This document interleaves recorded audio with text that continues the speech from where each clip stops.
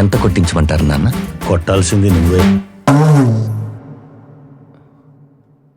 నాన్న, నా మొదటి సంపాదన నాన్న. చెప్పు తగుద్ది, లోపల పట్టు. రై ఆ బ్యాగ్లో. నా కొడుకు రాఘవ ఏం చేస్తుంటారు? చెప్పరా.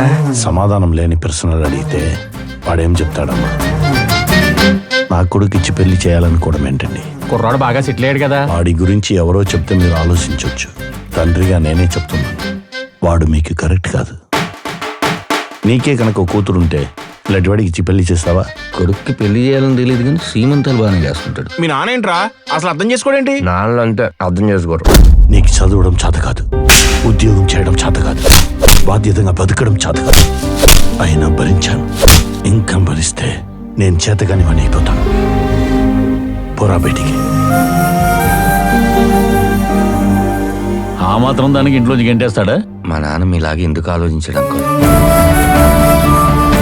పోలీసులు వచ్చారు. నేనే రమ్మని చెప్పాను.